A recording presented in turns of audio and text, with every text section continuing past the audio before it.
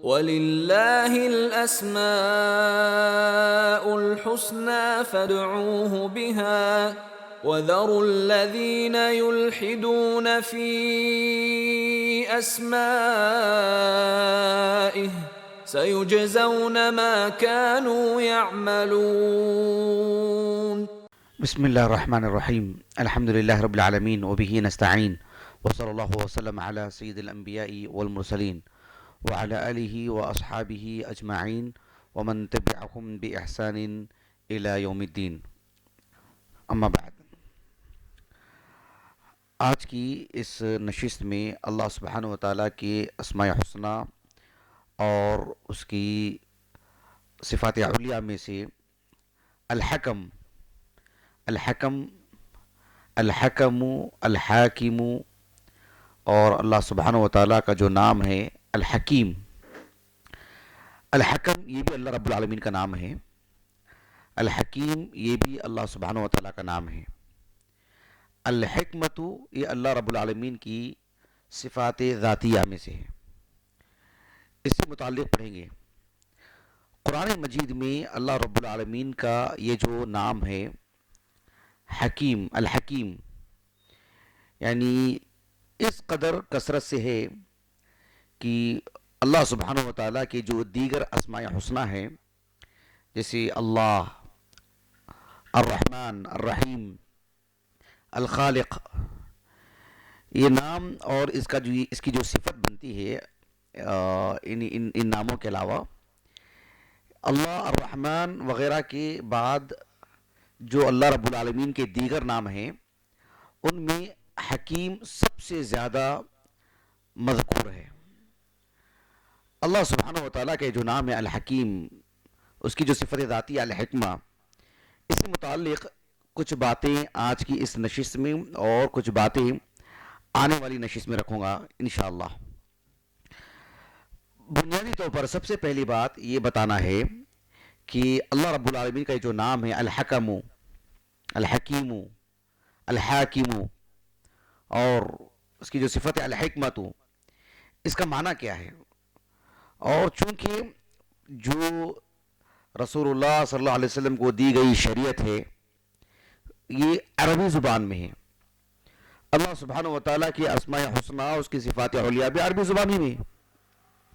تو اس کا ہم پہلے یہ معنی جان لیتے ہیں کہ لغت میں اس کا معنی کیا ہے. عربی لغت میں، عربی زبان میں حکم یعنی الحا والکاف والمیم، حکم الحکم، عربی زبان میں اس کا بنیادی معنی آتا ہے المنع.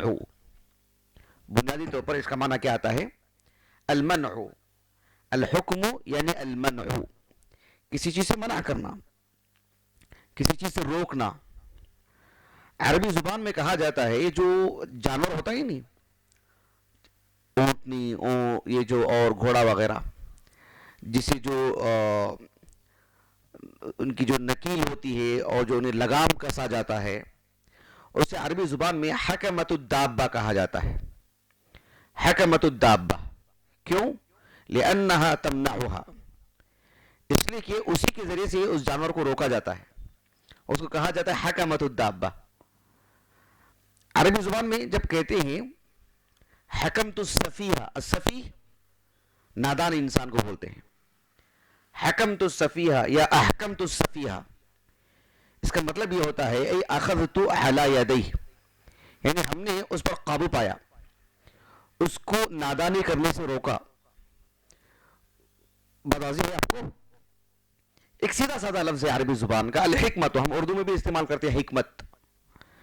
تو عربی زبان میں الحکمت کہنے کی جو بنیادی وجہ ہے، اس کی بنیادی وجہ کیا ہے؟ الحکمت لأنها تمنع من الجہل، اس لیے کہ یہ انسان کو نادانی اور جہالت سے روکتی ہے وہ صفت، اسی لیے اسے تو الحکمہ کہا گیا.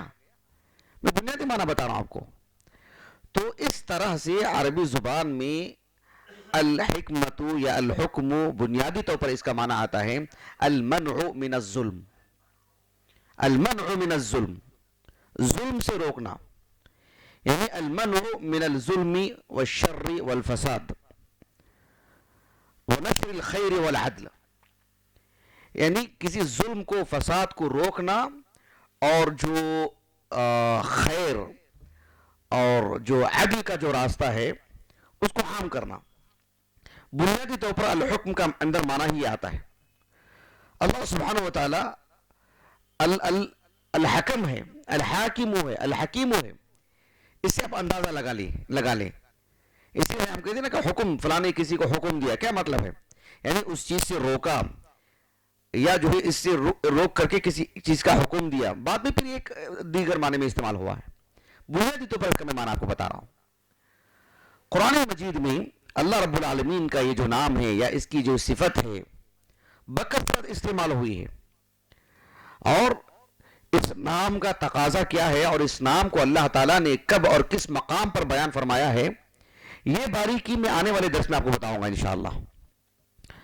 بطور دلائی کی اگر ہم بات کرتے ہیں تو اللہ رب العالمین نے مثلا سورۃ ہود میں نوح علیہ السلام کا جو قصہ ہے اس کے اختتام میں اللہ رب العالمین نے نوح علیہ السلام کی زبانی ارشاد فرمایا وَإِنَّ وَعْدَكَ الْحَقِّ وَأَنْتَ أَحْكَمُ الْحَاكِمِينَ، کہ اے اللہ تیرا جو وعدہ ہے سچ ہے اور تو فیصلہ کرنے والوں میں بہترین فیصلہ کرنے والا ہے.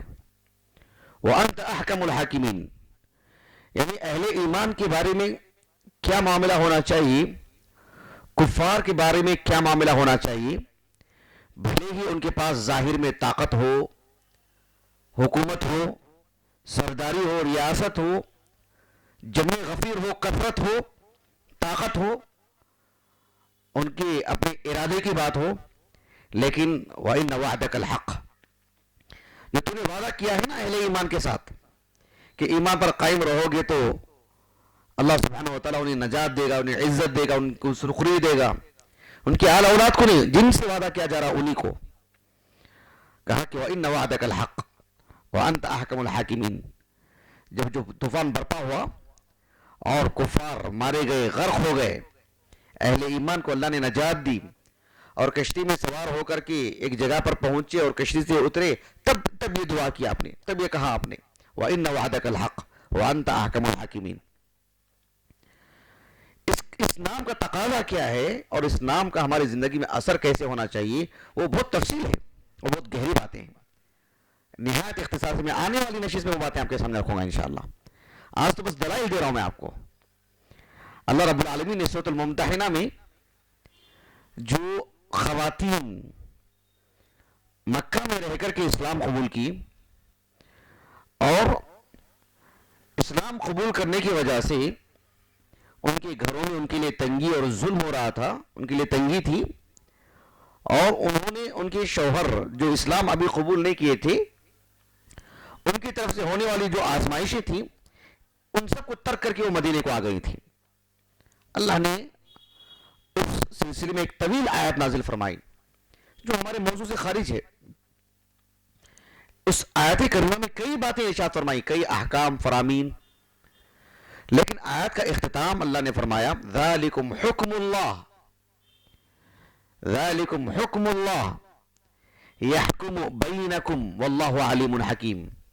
یہ اللہ کا حکم ہے جو تمہارے درمیان فیصلے فرماتے ہیں، تمہارے درمیان اپنا حکم جاری کرتے ہیں کہ کیا معاملہ کیسے انجام دینا چاہیے، کون سا معاملہ کیسے انجام دیا جائے، کس کے ساتھ کیا معاملہ ہونا چاہیے. یہ بڑی عجیب بات ہے. سبحان اللہ. قرآن مجید میں اللہ رب العالمین ایسا نہیں ہے کہ ایک ادارے کا ایک ذمہ دار کوئی بات کہہ دے رہا ہے، ایک ملک کا ایک آدمی بات کہہ. یہ رب العالمین ہے جس میں آسمان اور زمین کو پیدا کیا، اس نے مجھے اور آپ کو پیدا کیا اور پیدا کرنے کے بعد ہماری پل پل کی ضرورتیں پوری فرما رہے ہیں. رب العالمین کا یہ فرمان ہے کہ ذالکم حکم اللہ.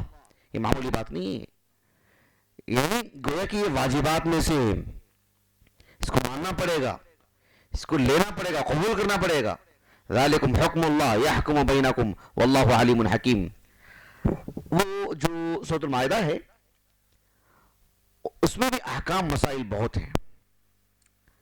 سورۃ المائدہ کی جو پہلی آیت کریمہ ہے اللہ رب العالمین نے فرمایا یا ایھا الذین آمنوا اوفوا بالعقود احلت لکم بہیمۃ الانعام الا ما یتلی علیکم غیر محل الصید وانتم حرم وان اللہ یحکم ما یرید. یہ کہنے کا اختیار کس کو؟ یہ اسلوب بتا رہا ہے کہ یہ اللہ تعالیٰ ہے. اللہ وَأَنَّ اللَّهَ يَحْكُمُ مَا يُرِيدُ، اللہ رب العالمین جو چاہتے ہیں فیصلہ فرماتے ہیں. اللہ سبحانہ و تعالیٰ جو چاہتے ہیں حکم جاری کر دیتے ہیں. وَأَنَّ اللَّهَ يَحْكُمُ مَا يُرِيدُ، ہے کائنات میں کوئی اس جیسی بات کہے؟ صرف کہنا نہیں، کہنے کے بعد اس کو نافذ کرے. اللہ اکبر کبیرہ، سبحان اللہ العظیم. وَأَنَّ اللَّهَ يَحْكُمُ مَا يُرِيدُ. اللہ رب العالمین نے اپنی صفت سے متعلق سورۃ الرعد کے بالکل اواخر میں بیان فرمایا، اولم یروا انا نأتی الارض ننقصها من اطرافها. کیا ان لوگوں نے دیکھا نہیں کہ زمین کو جو کفر کے ہاتھ میں ہے ہم اسے سمیٹتے آ رہے ہیں. زمین کو سمیٹتے آ رہے ہیں، کیا مطلب ہے؟ یعنی دھیرے دھیرے زمین ان کے ہاتھ سے نکلتی جا رہی ہے اور لوگ دھیرے دھیرے اسلام قبول کرتے جا رہے ہیں، اسلام کو مانتے جا رہے ہیں. یعنی کون کس کو نکالنے کی بات کرے گا؟ اللہ سبحانہ و تعالیٰ نے فرمایا کہ اولم یروا انا نأتی الارض ننقصها من اطرافها واللہ یحکم لا معقب لحکمہ. اللہ فیصلہ کرتے ہیں اور اس کے فیصلے کو کوئی ٹالنے والا نہیں. یہ رب العالمین کا فیصلہ ہے، اس میں جمہوریت اور اکثریت اور جو ہے مطلب کسی سے اپیل نہیں کی جاتی. واللہ یحکم، بس اللہ فیصلہ فرماتے ہیں، حکم جاری کرتے ہیں. لا معقب لحکمہ، اس کے حکم کو کوئی رد کرنے والا نہیں، کوئی ٹالنے والا نہیں. لا معقب لحکمہ، سبحان اللہ. یہ اللہ کے علاوہ کون کہہ سکتا ہے اس بات کو؟ اولم یروا انا نأتی الارض ننقصها من اطرافها واللہ یحکم لا معقب لحکمہ. اللہ رب العالمین نے اسی لیے اپنی تعریف فرمائی سورۃ القصص میں. اللہ تعالیٰ نے کہا وَهُوَ اللَّهُ لَا إِلَهَ إِلَّا هُوَ لَهُ الْحَمْدُ فِي الْأُولَى وَالْآخِرَةِ وَلَهُ الْحُكْمُ وَإِلَيْهِ تُرْجَعُونَ. اللہ رب العالمین وہی اللہ ہے، اللہ کے علاوہ کوئی سچا معبود نہیں، اور اللہ سبحانہ و تعالیٰ کے لیے آغاز سے لے کر اختتام تک دنیا میں بھی آخرت میں اللہ ہی کے لیے تعریف ہے. اسی کا حکم ہے، اسی کے لیے حکم ہے، اسی کے لیے فرمان روائی ہے، اور تم سب کو اسی کی طرف لوٹ کے جانا ہے. اور آخر آیت میں اللہ رب العالمین نے کہا سورۃ القصص کی کل شیء ہالک الا وجہ لہ الحکم والیہ ترجعون. سب ہلاک ہونے والے ہیں سوائے رب العالمین کے. لہ الحکم، اللہ اکبر. یعنی اس کے سامنے چلتی کس کی ہے؟ یعنی ایک کم از کم ایک مسلمان ہونے کے اعتبار سے ایک بندے کے قانون اور ایک بندے کا جو حکم نامہ آتا ہے، جو ہمارے اوسان خطا کر دیتا ہے، جو ہماری نیند حرام کر دیتا ہے، کہ اللہ کے حکم پر ہمارا یقین نہیں ہے، کہ اللہ کے فیصلوں پر ہمارا ایمان نہیں ہے. وَإِنَّ وَعْدَكَ الْحَقُّ وَأَنْتَ أَحْكَمُ الْحَاكِمِينَ. اتنا یقین ہونا چاہیے. ظلم کے خلاف کارروائی کرنا، اقدام کرنا، اس کو روکنے کے لیے بہتر کوشش کرنا، یہ اپنی جگہ پر، لیکن اس سے بڑھ کر کے اللہ کے وعدوں پر یقین، یہ بہت بڑی اہم چیز. اس طرح کی آیتیں قرآن مجید میں بکثرت ہیں، میں آنے والی درس میں آپ کو بتاؤں گا انشاءاللہ. حدیث میں بھی اللہ رب العالمین کا یہ جو نام الحکم الحکیم موجود ہے. میں دو حدیثیں سناتا ہوں میں آج کے اس درس میں، بس بقیہ تفصیلی گفتگو آنے والی درس میں انشاءاللہ. ایک حدیث مبارکہ ہے جسے امام ابو داؤد السجستانی رحمہ اللہ اپنی السنن کی کتاب الادب میں، اور امام نسائی رحمہ اللہ آداب القضات اپنے سنن نسائی میں. یہ حدیث سند صحیح ہے، شیخ البانی نے صحیح کہا ہے رحمہ اللہ. ایک صاحب ہے جن کا نام ہے شریح، نام یاد رکھے گا، بہت دلچسپ قصہ ہے. ایک صاحب ہے جن کا نام ہے شریح ابن ہانی ابن یزید ابن نحیک. شریح ابن ہانی یہ تابعی ہیں، بلکہ کبار تابعین میں سے ہیں. 78 ہجری 70 پر 8 ہجری میں سجستان جو افغانستان میں آتا ہے وہاں تک پہنچے تھے وہ فتوحات کے طور پر، بطور فاتح کے. وہاں جا کر کے انتقال ہوا ان کا. کبار تابعین میں سے یہ تابعی ہے، کبار تابعین میں سے ان کے جو والد ہے ہانی ابن یزید ابن نحیک الحارثی المدحجی، یہ صحابی ہیں. رسول اللہ صلی اللہ علیہ وسلم کی زندگی کے آخری دنوں میں یعنی فتح مکہ کے بعد یہ اپنے علاقے کے ایک وفد کے ساتھ رسول اللہ صلی اللہ علیہ وسلم کی خدمت میں حاضر ہوئے. یہ جو صحابی ہیں ہانی ابن یزید، ان کی کنیت تھی ابو الحکم. ان کی کنیت کیا تھی؟ ابو الحکم. سنن ابی داؤد اور سنن نسائی میں ان کی روایات ہیں کتب ستہ میں سے، اور امام بخاری رحمہ اللہ کی الادب المفرد میں ان کی روایت ملتی ہے. یہ آئے تھے اللہ کے رسول کے پاس صلی اللہ علیہ وسلم، اور اللہ کے رسول نے دیکھا کہ ان کے ساتھ جو لوگ آئے ہیں انہیں بلاتے تھے کیا کہہ کر کے؟ یا ابو الحکم، ابو الحکم کر کے بلاتے تھے ان کو.